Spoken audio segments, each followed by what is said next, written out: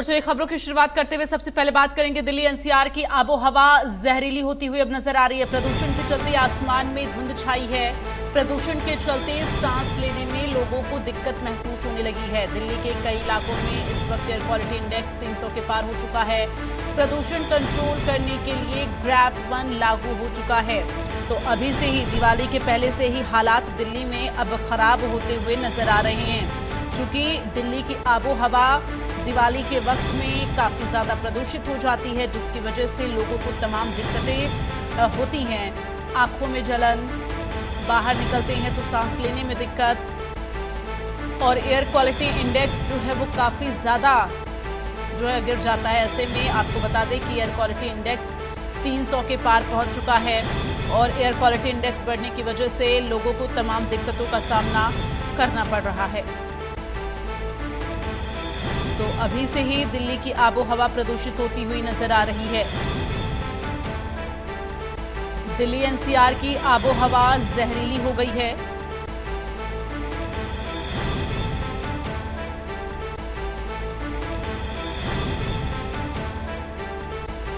Delhi pollution, अब आपको बता दें, जो हवा की दिशा है वो उत्तर पश्चिमी में हो जाने की वजह से पराली का जो धुआं है वो दिल्ली पहुंचने के साथ वायु गुणवत्ता बिगड़ने लगी है।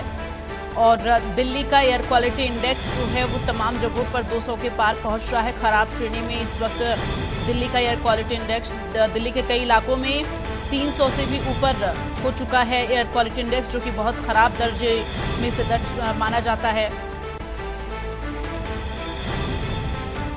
तो दिल्ली एनसीआर और एनसीआर के शहरों का कभी जो है अगर हम हाल बताएं तो इस वक्त एयर क्वालिटी इंडेक्स जो है वो काफ़ी ज़्यादा डिस्टर्ब हो गया है, जिसकी वजह से लोगों को तमाम दिक्कतों का सामना करना पड़ रहा है। अब जो लोग घर से बाहर निकल रहे हैं उन्हें तमाम तरह की दिक्कतें जो है इस वक्त फेस करनी पड़ रही हैं, क्योंकि दिल्ली की वायु जो है वो प्रदूषित हो चुकी है। दिल्ली की आबो हवा खराब हो चुकी है।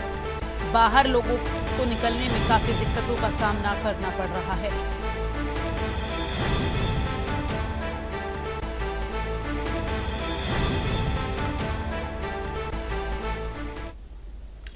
और ज्यादा जानकारी के लिए रुक करेंगे संवाददाता आदित्य हमारे साथ दिल्ली से इस वक्त लाइव जुड़ गए हैं।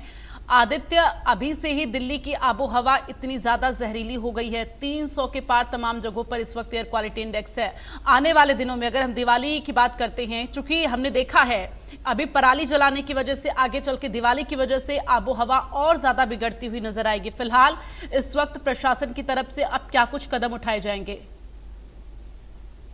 हाँ जी, बिल्कुल आपने सही कहा कि जैसे जैसे दिवाली के नजदीक हम पहुंच रहे हैं, दिल्ली की आबो हवा खराब हो रही है। दिल्ली समेत जितने भी उससे जुड़े हुए शहर हैं, चाहे हम नोएडा की बात करें, गाजियाबाद की बात करें, तमाम शहर ऐसे हैं जहां पर इस तरीके की जो दिक्कतें हैं लोगों को शुरू हो जा रही हैं।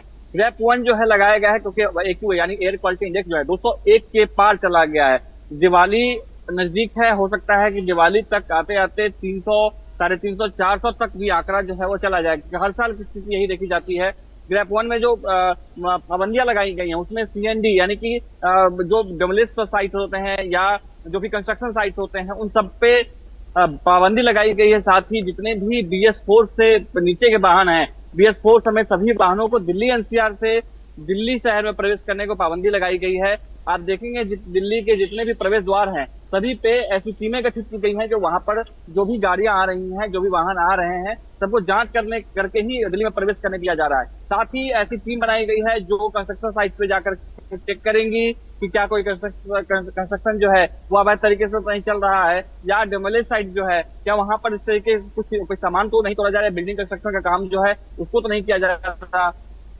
इन सभी चीजों को लेकर के जो है सख्ती जो है बढ़ाई गई है। साथ ही ग्रैप 1 में और भी कई पाबंदियां लगाई गई, जैसे कि कल दिल्ली के मुख्यमंत्री जो है इस तरीके को लेकर के कहा था। दिल्ली के मुख्यमंत्री ने प्रेस कॉन्फ्रेंस करने के बाद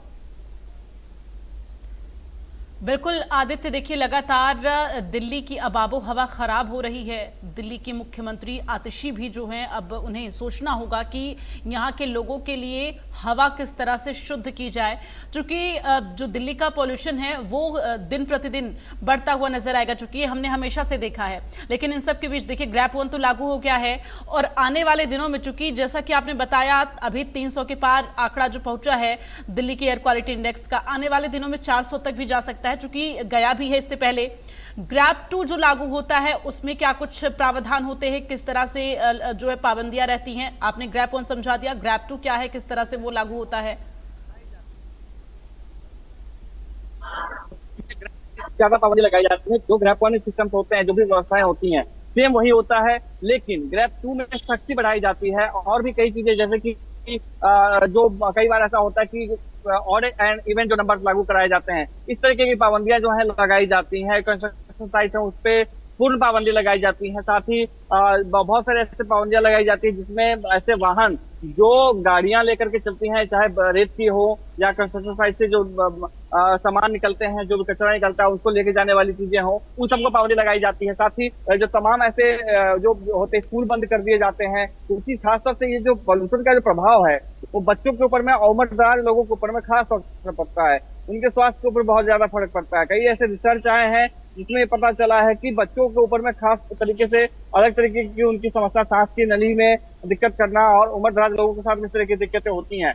तो ग्रेप 2 लगाने के बाद जो है, यानी आप समझ लीजिए कि 300 350 जब पार कर जाता है एयर क्वालिटी इंडेक्स, तो उसके बाद ग्रैप 2 लगाया जाता है। ये लगभग 1 महीने का अंतर होता है। जब दिल्ली में ग्रैप 1 लगाया जाता है उसके 1 महीने का, क्योंकि जिस तरीके से एयर क्वालिटी इंडेक्स खराब होता लगातार चला जाता है, उसके बाद ग्रैप 2 की जो सिस्टम है, व्यवस्था है, वो लागू कराए जाते हैं। साथ ही ऐसी व्यवस्था बनाई जाती है, स्कीमें ऐसे ज्यादा गठित की जाती हैं, मास्क लगाने के लिए एडवाइजरी जारी किए जाते हैं, ताकि जो एयर क्वालिटी इंडेक्स खराब होने के बाद जब पीएम जो पार्टिकुलेट मैटर 2.5 जो है, यानी बहुत ही सूक्ष्म वो कण होते हैं जो सीधा आपके नाक में जाकर के वो फेफड़े में बैठता है, सांस की नली को खराब करता है, और वो बहुत ज्यादा दिक्कत करता है। अभी तो नए रिसर्च ऐसे भी आए हैं जिससे ये पता चला है कि वो जो कण है वो मानव मस्तिष्क के अंदर जाकर के बैठ जाता है, जिससे उनको सोचने समझने की क्षमता में भी असर पड़ रहा है। तो इस तरीके की जो दिक्कतें हैं वो शुरू होती है। उसके बाद ग्रैप 2 लगाने के बाद कुछ नियंत्रण करने की कोशिश की जाती है, कि जिस तरीके से ग्रैप 1 में, क्योंकि ग्रैप 1 लगाने के बाद बहुत हद तक नियंत्रण करने की कोशिश की जाती है, लेकिन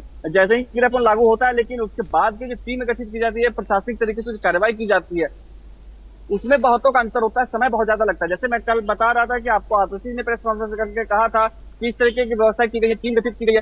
तो जितने भी शहर में कंस्ट्रक्शन साइट्स हैं, या जहां जहां पर बालू ज्यादा उड़ते हैं, जहां पर धूल ज्यादा उड़ते हैं, उन जगहों पे जो है पानी का छिड़काव किया जाना होता है। लेकिन वो आप देखेंगे कि बहुत देर से जो है प्रशासन जागती है। ग्रैप पॉल्यूशन कंट्रोल बोर्ड को अपनी व्यवस्था लागू कर देती है, लेकिन जो प्रशासनिक व्यवस्था होती है, प्रशासनिक व्यवस्था को उसको शुरू करने में बहुत देर लग जाती है। तो इस सब की वजह से जो है कंस्ट्रक्शन जो एयर क्वालिटी इंडेक्स है वो ज्यादा भी खराब होता चला जाता है। अभी देखिए छठ का समय है, छठ के समय में खासतौर से अभी जो ग्रैप 2 लगाया जाएगा, तो उस वक्त जो है, क्योंकि जो नाले होते हैं, नाले के पानी जो है यमुना नदी में, और जो ऐसे जगह पे जहाँ छठ एनसीआर में लोग छठ करते हैं, उन सबको रोकने के लिए जो कंपनी है, जो फैक्ट्रीज हैं, उन सबको भी रोका जाएगा, उन सबको बंद कर दिया जाएगा।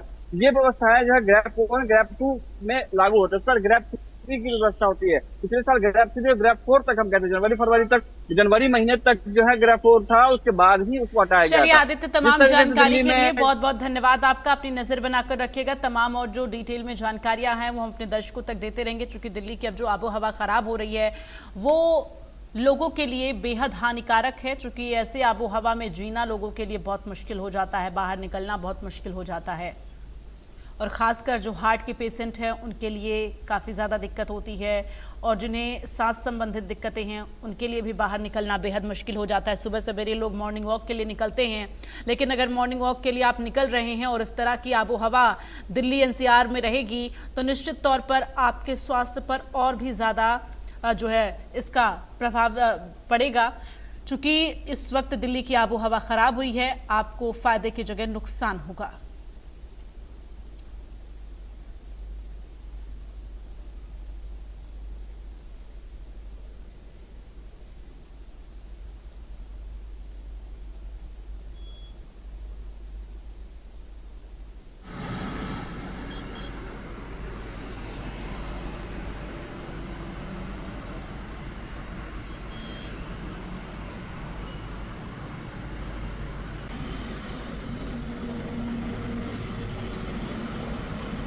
तो इस वक्त दिल्ली एनसीआर की आबो हवा जहरीली हो चुकी है। आपको बता दें कि धान की कटाई होने के बाद पराली जलाने की वजह से जो उसका धुआं है वो लोगों को काफ़ी ज़्यादा परेशान अब करेगा, क्योंकि उस धुएं की वजह से इस वक्त वायु की जो गुणवत्ता है वो बेहद ख़राब श्रेणी में पहुंच चुकी है।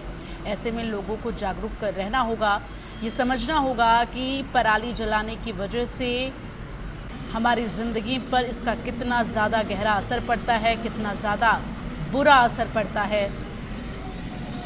चूँकि अभी पराली जलाने की वजह से आबो हवा दूषित हुई है, आगे चलकर दिवाली का त्यौहार है और तमाम पटाखों की वजह से आबो हवा और भी ज़्यादा प्रदूषित होगी। और ज़्यादा जानकारी के लिए रुख करेंगे संवाददाता गोहित हमारे साथ इस वक्त गुरुग्राम से।